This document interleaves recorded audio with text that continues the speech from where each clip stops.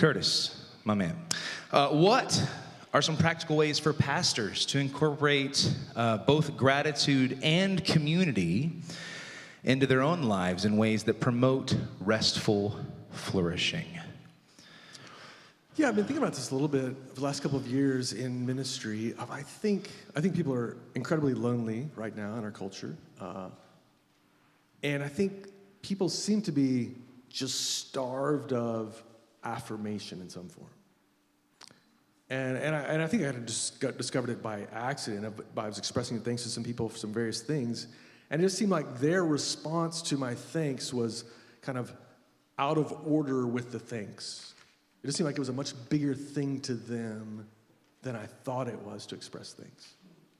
So a couple of those things just made me think, I think, one, it's right and godly for me to express thanks to people in the church. But it seems like this is really meaningful to people. So I now try to, every week following Sunday, I'm thinking through, who was in children's ministry, who was in the band. And especially like on Sunday morning, I might see someone who, it's not an organized thing, but I saw someone intentionally going to someone I don't think she knew and initiate a conversation before the service, let's say. And I'll just try to send them a brief email, just expressing thanks to that. And then I'll close it by simply saying, I'm thankful for you. And so I've been in there for a couple of years, and I'm still not great at it, but I think it seems like that's really kind of been wind in the sails for people in that way. And then sometimes I'll write, if it's a little bit bigger action, like just a handwritten note, which is, as you know, like handwritten mail is like foreign. Nobody gets it.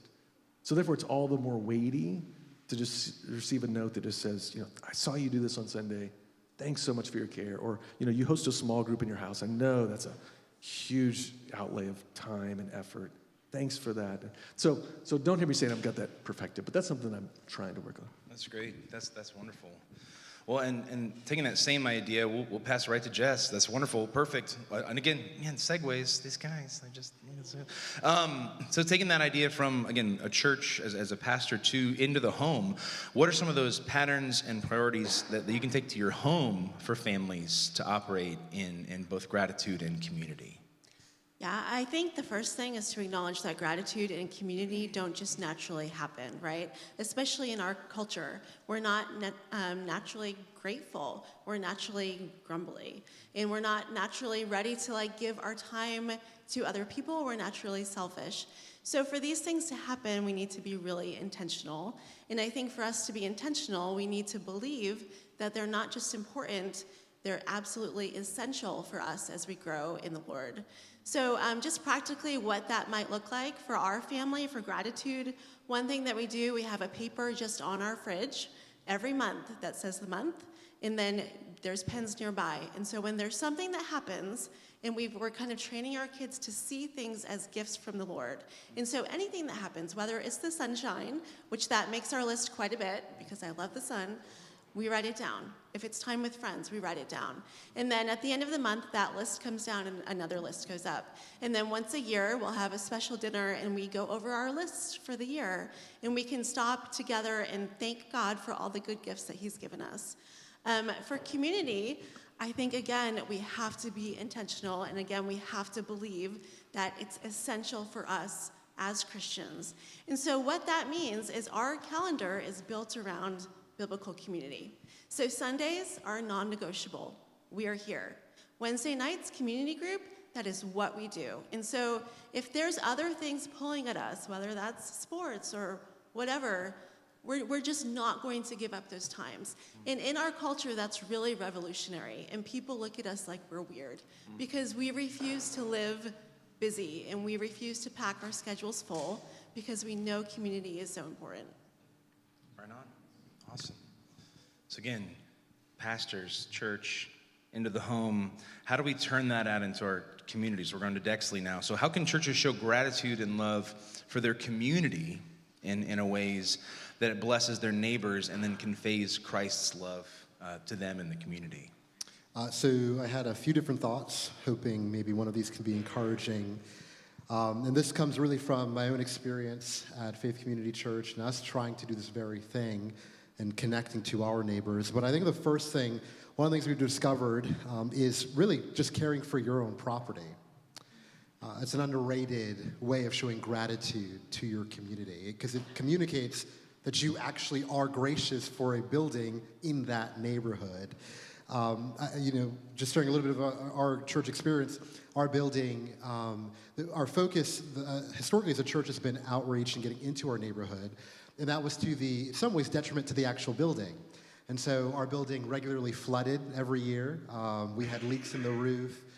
We currently don't have a boiler that heats. We just had lots of problems. It's often where people might drive by and wonder if there's a church there. We had some flooring delivered about a week ago, and the guy who delivered it said, "I didn't even know this was open." And so it just kind of shows you how the building had not been cared for, and so it looks kind of decrepit. It looks like we don't actually care or are thankful for a space that God has given us in that particular community. And so I just would encourage you, think about how you can just care for the space you have, because it also says this. There are two things with this. Firstly, if you invite people to your church, why would they go to a place you don't take care of? And then also, why would they believe you when you say you want to care for them if you don't even take care of your own space? Right? So I think when you think about those things, it becomes even more important to show that you are grateful for what God has given you and simply taking care of it, that regular maintenance and upkeep. I think another way we do this is by being present, showing up, no strings attached. Show up in your neighborhood. You can do this in different ways. So we try to do this by being part of the systems in our neighborhood that are caring for them. So we show up at our local elementary schools events. Last week I was serving dinner at the school event. And so I'm talking to students, talking to parents. I'm ingratiating myself in the neighborhood. We walk around the neighborhood and pray and just talk with our neighbors. We want them to see us there. We're talking about working with our rec center as they do food pantry ministry and things like that, because we just want to show up. And we don't need a booth. We don't need them to know it's Faith Community Church. Now, listen, I'm not saying we don't tell them Jesus is why we're here. You should tell them that, because he is why you're there. My point is simply that we're showing up not expecting anything in return. We're showing up because God so loved the world that he sent his son for me, for us, for you. That compels me to go to you. And then also just one final thing, by building meaningful relationships with your neighbors. I think this demonstrates a thankfulness because you're thankful to be there and to know them. In actually trying to form relationships that exist outside of, hey, I need you to come to Jesus right now, by building those relationships, what it communicates is a gratitude for their presence. It says, I am thankful that God placed you here and placed me here, that he's given us the opportunity to know each other, to grow in relationship, and to love one another. And so those are just a few ways I think maybe we could do that. Right on. Thanks, man. James, this is the first time all the panelists have been in order of question. I just want to point out that I'm really excited about that. Jamie, missions. So how does taking a mission trip together foster unity, community, and gratitude? Well, first of all, there's nothing that stirs gratitude in your heart quite like sleeping on a cot all week and then going home to your own bed. You will thank God for the good gift of your bed when you get home. And for those of you from the South, the Texans especially, when you come here in July, you're going to be super grateful for the weather. But those are kind of some laughable examples. In all seriousness, but actually those are good examples too. But in all seriousness, we talked a little bit last night about how one of the things we want for our mission teams is for them to be deeply formative. And truly, mission trips have a unique way of fostering unity, community, and gratitude in our hearts. Really, unlike anything else, there's something about coming up. Some of it just happens naturally because you're together all week. You're eating meals together all week. You're sleeping in the same space. You've traveled together. You're having this shared life experience. But you could do that on like a retreat or something like that. But there's something unique about a mission trip in that not only are you sharing life together, but you have the same mission, right? The same goal. You're running together after something. It's been said before that when you aim for community, you may or may not get mission, but if you aim for mission, you get community. It just happens. We're all running the same direction. We're all trying to get after this thing together.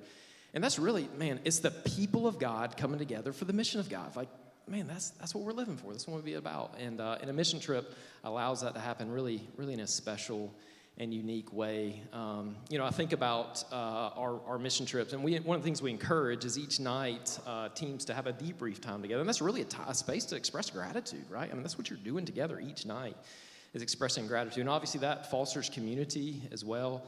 And then at the end of the week, we do a debrief kind of with our staff there with the mission team, and man, in each of the mission trips I've led, and then being here and kind of on the receiving end of mission teams, we always hear this common theme from all these mission teams is, man, one of the things I'm going to take away from this trip is the relationships. And it's so interesting to me because we'll have these teams come up and they'll have been in church together with some of their own teammates for years, decades even, and not really know each other.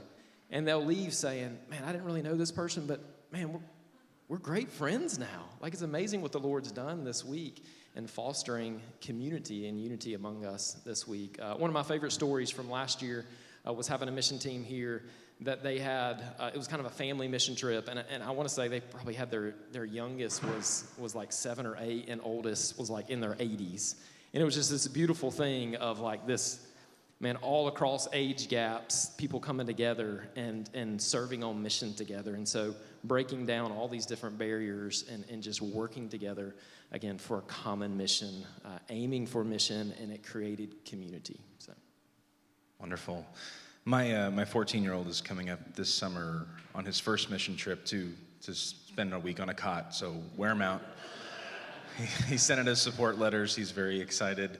And like I said, I'm excited to hear all of that community, and I'm wildly excited. He's in for something special. So, thank you guys so much. You guys can return to your seats. Give it a hand to our panel.